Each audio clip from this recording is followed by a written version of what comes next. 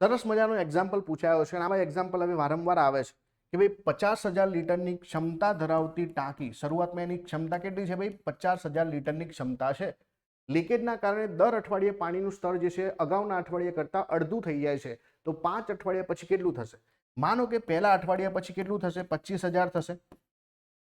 બીજું અઠવાડિયું પૂરું થાય એટલે કે જે છે 12,500 થશે. ત્રીજું અઠવાડિયું થાય તો 12,500 જે છે અડધા, 12,000 અડધા જે છે 6,000 અને 6,250 થશે. ચોથું અઠવાડિયું આવે એટલે કે 6,250 અડધા થશે, બરાબર? તો પહેલા તો 6,000 અડધા એટલે કે 3,000 અને 250 એટલે કે 175, 3,175 થશે. અને પાંચમાના વીકમાં જે છે 3,175 અડધા 1,562.5 થશે. કેટલા થશે?